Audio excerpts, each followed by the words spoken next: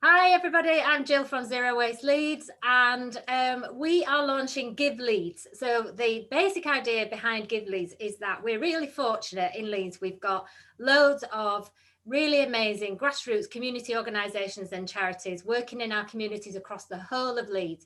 But the thing is, lots of people don't know about them or what they do, and don't know how they can help them. So we want to address that through Give Leeds, showcase the organisations, all of those people and community groups that need help, and try and match them with people that can help them. And I'm really delighted today to be joined by Dennis Robbins from Hunslet Club.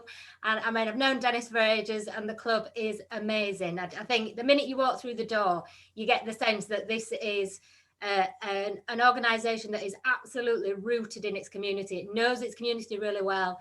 Its community really trusts it. But like a load of organisations across the city, the pandemic has really changed what you offer, and how you could, still be a really meaningful organisation and of use to the people in your community. So what would you usually do, Dennis, and how did that change? Well, normally we're open 7 days a week. We offer during the day vocational training to young people aged 14 to 16. We do that from 9 o'clock through till 3 o'clock. We get 1 hour to change the building round, and then at 4 o'clock we become a youth club. Before the pandemic, we had in excess of 2,000 members, and we deliver 98 activities a week over 7 days. And those activities range from ballet to boxing, football, rugby league, dancing, cheering, a whole range of different things. And then some youth clubs as well. So prior to pandemic, that's what we were delivering. Obviously, when we came to lockdown, all that had to stop. But because we work with some vulnerable young people, we still operated during the day. So we were delivering to a small group of what you class as real vulnerable young people, doing some vocational stuff and a little bit of youth work as well. We were also using our youth workers to do welfare checks and calls to young people. We did some food delivery. We went around the community delivering food, picking food up and making sure that people in need were getting what they needed, making sure that nobody went without. When we came out of the lockdown in September, we reopened the doors. Unfortunately, because of all the restrictions, we could only open at 60%. So we couldn't do the full 98 activities due to the, getting the volume through the door. But we still were able to offer, part of our provision. And from September through to mid-November, before lockdown again, or mid-October, can't remember now, 1,380 members came back, which I think is a massive achievement in itself. And it really shows that there's a massive need. There's a need for organisations like ours to be open for young people. Our phones never stopped ringing. When are you back up? When are you back up? And there's not just a need for young people, I think for parents as well. Anyone who's locked in a small home, with nothing to do, kids need to be out in space or whatever. So, we're looking forward to hopefully these things being relaxed, and we're opening again on Monday. We're starting our programme again as a reduced programme, Monday up to Christmas, and then fingers crossed in January we will reopen fully. So, I mean, you've usually got hundreds of kids through your doors every day. And I know one of the things you said you were really worried about going forward is how you make sure you get those kids back. So obviously, you, like you said, your phones never stop. They're absolutely desperate to come back because this is a safe, they're safe and they're warm. The kids are and fed, and the parents are also know where they are. So you've got a big job to get those kids back in, haven't you? Yeah, it is a big job. We've got to get out there and make sure people are aware that we're back up. And we're still doing quite a lot of work in primary schools.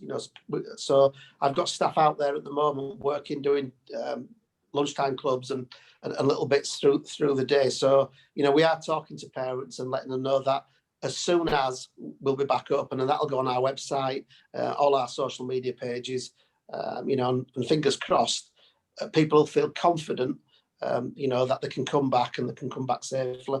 Yeah, and I mean, you I think a lot of what you do is offer like a sport, and a lot of the classes and clubs that you offer, and just being a member of the club, it raises kids' aspirations, doesn't it? And it shows them that there's like a world of opportunity out there. And you've got a really great story about a previous member of yours, Jason Robinson, who he used to come to you 5 nights a week, did he?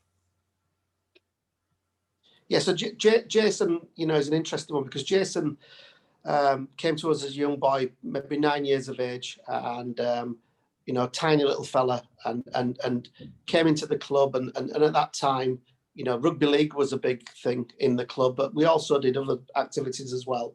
And Jason found out in his own story, in his own words, that once somebody threw him a rugby ball, he just found out he could run. And he was very fast. Billy Whiz is his name. And yeah, so Jason came to us 5 nights a week, and again, in his own words, he was like a lot of young people in this area. He had quite a tough upbringing, and in his own words, the club became the saviour for him. It became a safe space. It became somewhere that he could trust adults who were coaching him and looking after him and nurturing him. And that's what they did. And Jason went on to go and play rugby league for Wigan, and won all the honours in rugby league, and then turned to rugby union. And I think is one of the most successful rugby players that has gone from league to union.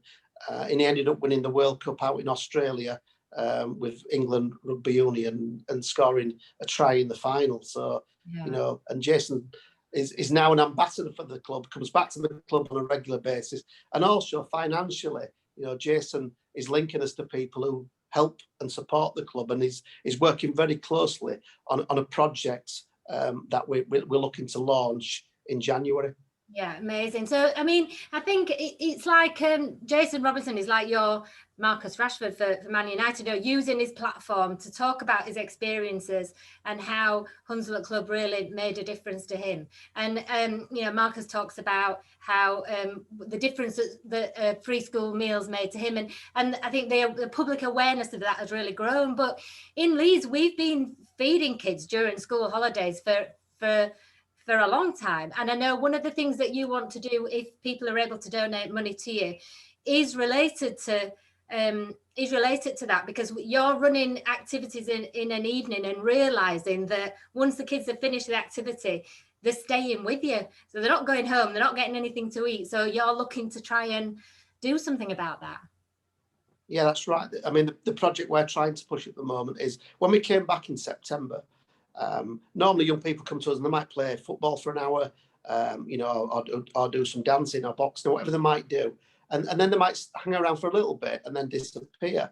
But we found that groups of them were staying longer and longer. And so we opened the doors, and we did that without staff or any sort of provision. And what I said is, they're telling us something here, because, that's without even speaking to them, they're actually saying, we want to stay at the club for longer. And that means we've got to offer something. So the idea is that from January, when we can reopen, hopefully fully, we're going to offer 2 extra nights. We already do Monday and Wednesday, but we're going to do Tuesdays and Friday evenings.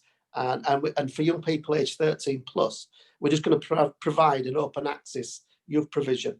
And one of our fears is that because they're at the club from, say, 4 or 5 o'clock right through possibly until 9 o'clock, that means they're not really eating anything. We have a tuck shop, and we do provide chip butties and snacks and so on, but that means that they're not actually getting a proper meal. So one of the things we're trying to fund is a chef. So we want a chef to be on site so that they can prepare some food, some proper healthy meal that the young person can have between the hours of 5 and 9. So it means that even if they do go home late and there's no food there for them, they've had something to eat.